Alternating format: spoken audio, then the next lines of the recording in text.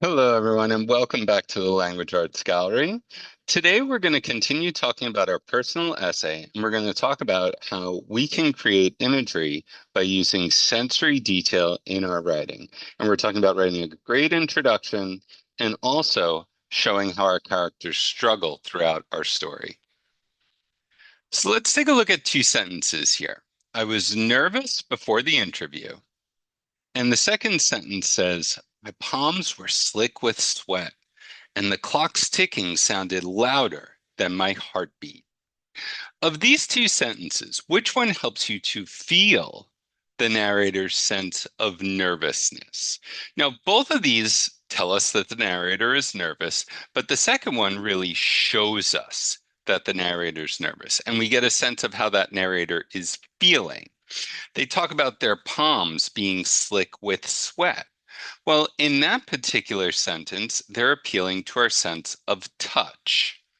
And they talk about the clock's ticking sounding louder than my heartbeat. That's appealing to our sense of hearing.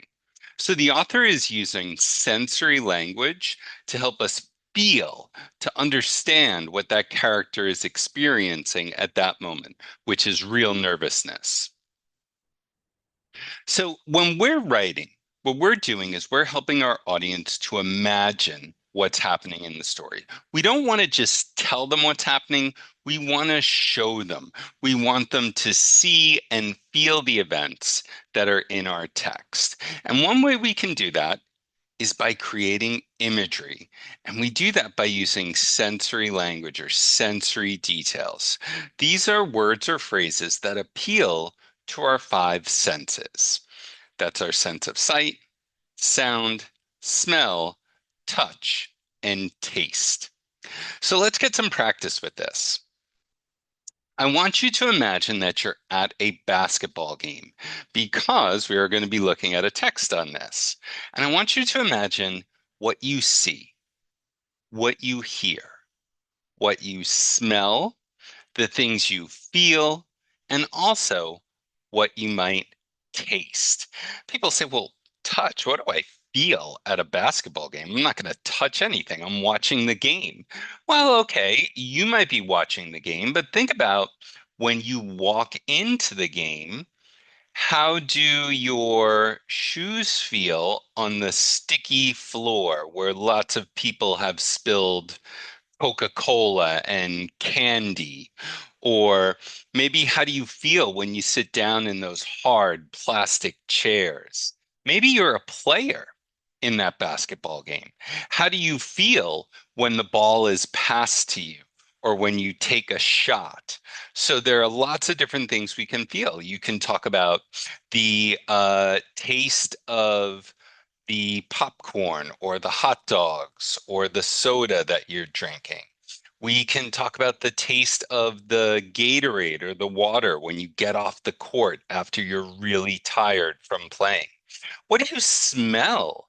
Do you smell the sweaty, gross smell of a lot of people having run around for an hour?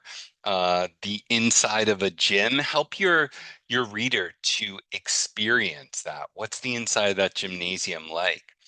What does it sound like? Maybe you're walking into the gym alone and bouncing the basketball on the floor creates a tremendous echo.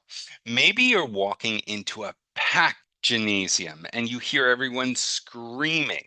You can describe the things you see. Maybe when you're standing there to take a shot, the basketball hoop looks miles away. Um, Maybe the look of the person who is guarding you or defending you. Maybe it's the look of the other fans or the opposing fans. So there are all different things that you can describe to create imagery for your reader. So, one great way to practice this is by taking ordinary sentences and thinking about how we can rewrite them. So, we've got five sentences here. I walked into the classroom. I waited for my turn. I opened my notebook. I sat down to take the test, and I walked home after school. So, what I want you to do is take a look at this first sentence. Instead of saying, I walked into the classroom, this writer uses sensory detail to create imagery. The smell of dry erase markers hung in the air as desks scraped against the tile and 20 pairs of eyes turned toward me. Wow, what a great way to picture, to visualize what's happening in that classroom instead of just saying, I walked into the classroom. That really helps your audience to experience what's going on there. So I want you to pause the video and I want you to work through those next four sentences, rewriting them to create imagery for your reader. Okay, now let's go over those four sentences. Instead of I waited my turn, we can say, my palms stuck to my knees, and the second hand on the clock seemed to crawl slower with every tick. I love this sentence because here, this person is waiting their turn, but their palms are sticking to their knees. The clock's moving slower. That person seems very nervous to me. So that person is using imagery to create a mood for the reader. That person, that character doesn't have to be nervous. They could be very confident and they could be acting and appearing very different to the reader. So, imagery, using imagery in our story gives us power as writers to set the scene that we want to set. I opened my notebook. The paper crackled as I flipped the cover open. Clean pages smelling of glue and new beginnings. I love that. So we've got the sense of hearing there. The paper is crackling. We've got the sense of sight, the clean pages, the sense of smell, glue. And I love this, the smell of new beginnings. So of course, that's something we can smell a new beginning. But the author is really forcing us to explore what does a new beginning smell like? Well, it might smell exactly like that book when you first open it. And I think combining that with the other senses helps us. Those clean pages, it's blank. All I smell is the glue. We don't smell that in an old notebook. So that represents a new beginning, maybe a new course or a new school year. I sat down to take the test. Desk was cold against my arms, and the scratch of pencils filled the otherwise silent room. I like this. I don't think the author really creates any feeling for the character. I do think there's some anticipation here. The room is silent. The desk is cold against his arms. The scratch of pencil, so I can hear that. There is a somewhat tense setting, but I'm not exactly sure that this student is so nervous. He might be very confident. Uh, I almost picture him being without emotion because we don't have that description of confidence or nerves on either side of the spectrum there. The last sentence says, I walked home after school. The sun beat on my backpack, and the smell of fried noodles drifted from a nearby stall as cars honked in the distance. To me, this really does a great job of creating a setting. The sun is beating down on the backpack, so I imagine this person in very warm place, maybe a somewhat tropical place, maybe near the equator. The smell of fried noodles, I keep picturing Southeast Asia.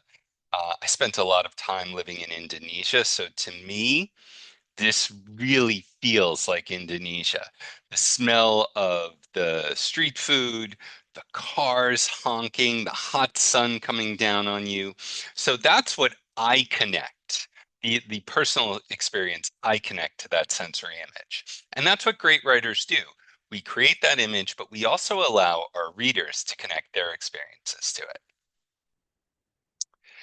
So we learned about using imagery. Why use imagery at all? Well, it's really important for what we talked about in our last video when we talked about creating a great introduction. It helps us to describe the setting as we just saw in that last example. It can also help us to visualize what our character's traits might be like. If we go back to that last slide here, we see that when we look at that second sentence, I waited for my turn. That's a very simple sentence. It doesn't tell us anything about the character's traits, but that imagery, that visual description with the palm sticking to the knees and the second hand on the clock, it's crawling slowly. So that's a use of personification there, which we'll talk more about in future lessons. Uh, this writer is really giving us an idea of what that character's traits are like. Now, something we touched on just briefly in our last lesson is this character's struggle throughout the story. Remember, we're trying to deliver a message, to communicate a message in a personal essay, and we're sharing and supporting that message through a story, through our own lived experience. And that often involves our own struggle. So we can use imagery to help our readers to better understand this struggle. So hopefully we've communicated a problem in our introduction, or at least foreshadowed that problem. And throughout the story, the main character is having to confront that problem. And this is going to shape the message in the story, because in our introduction, we're also foreshadowing that message. So we're going to encounter struggles, we're going to make mistakes, and then we reach a climax, that point where the tension is at its greatest point, and then we're going to move towards a resolution. And in our next lesson, we're going to talk more about that, how we escalate a situation, and then how we eventually reach a climax and move towards a resolution. So imagery can help us with all of those things. So what we're going to do now is we're going to take a look at a model essay. Now, I would let my students do this in breakout rooms. For this particular lesson, what I'm going to ask you to do is to pause this video. And I want you to read through this here, and then we're going to go through these 5 questions together. Okay, so go ahead and pause me now and read that. Okay, so now let's go over this together here. The first question says, what sensory details in the first paragraph help you to imagine the setting in the gym? Well, we've got the smell, the sense of smell, sweat, and popcorn. I think that's great. And that really helps me to visualize a gymnasium. We've got our sense of hearing, the crowd is cheering. We've got bleachers. That's something I see when I walk into a gymnasium. We've got our sneakers squeaking. That's also our sense of sound. The polished floors, that's something we see. Um, and that's all helping us to visualize the setting. We can think about the character's nerves with imagery too. And the second question says, what description shows us the narrator's nervousness without directly stating it? Well, the heart's racing faster than the basketball. And they've dreamed about this all season. And then they talk about how all they wanted to do is disappear. So not all of this is sensory language, but this is a great use of description to show us the character's traits. Certainly the heart racing fast, that helps us to feel how nervous this player is. Knowing that they've dreamed about this and now they just want to disappear, they're nervous. They want to get away. The third question says, what mistakes does the narrator make during the game, and how do they build a sense of struggle? Well, we can see a lot of physical mistakes here. The ball slips out of the narrator's hands, they miss an easy layup, and they trip over their own feet trying to steal the ball. So they were nervous already. Now they're making these physical mistakes. As a reader, I can only think that this is compounding their sense of nervousness. This is raising the tension. The fourth question says, how does the narrator's response to these mistakes escalate the conflict? Well, he says, I avoided looking at the coach's face. His throat feels dry, and no amount of water can fix it. So this isn't he's thirsty from playing. This is a situation where he's having a physical reaction to the nerves. And then he directly states each mistake seemed to pile onto the last. And he says the scoreboard flashed numbers that made my stomach twist. Every second I stayed on the court felt like proof that I didn't belong there. So now the narrator who initially felt nervous, made physical mistakes, their confidence has collapsed because each mistake that they make is escalating the situation. And in what moment in the story does the narrator feel like they're at their lowest point and why? Well, here they say, I want to quit. They're sitting on the bench, staring at the floor. They think their teammates don't need them, don't need this person. They'd be better off without him or her. And the worst point is when the narrator says, I wondered if I would ever have the courage to play again. So that's it. They've given up. They have quit. Now, of course, at the end, the coach helps the narrator to work through this. And we see at this point, the worst point, the story starts to move down. The tension starts to decrease as we move towards a resolution. And we're going to talk more about that in our next lesson. So now what I want you to do is I want you to work on your own personal essay. I want you to use this graphic organizer to think about how you can improve your introduction and how you can use this imagery that we talked about today to really show your character's struggle. We're really going to focus on this in our next lesson, but since we talked about imagery, I want you to think of just two or three things that you can do to show your character's struggle. Okay, so we're focusing on that introduction with our characters and our setting. Who is the main character? It's probably the narrator, you, and also the character traits. What traits do you want to show that you have, or the other characters in the story? And how can you show these traits?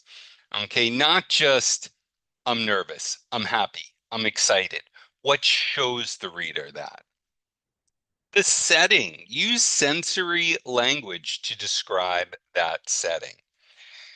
What's the main character's problem? That remember, that's going to shape the claim. You don't have to say that directly, but you should be hinting at it. What sensory details show the main character struggling with the problem? Now, that could be something that you share in the body of the essay, and we're going to work more on that next week, but I want you to at least think about that. And you want to begin with the end in mind. So think about the message you're going to share with your reader. You should be foreshadowing this in the introduction. And the struggle that your character has, that's going to help you to work towards a resolution that communicates that message. All right, so this should give you plenty of time to work through that. And then for your homework, after you work through your graphic organizer, I want you to revise your current introduction. Now, remember, you can get this lesson and all of my creative writing lessons in my Teachers Pay Teachers store, which is linked in the video description. And you can also make sure to like, subscribe, and comment on the video. If you subscribe to my channel, you get all my creative writing lessons and all my academic writing lessons. So I'll see you in our next video here at the Language Arts Gallery.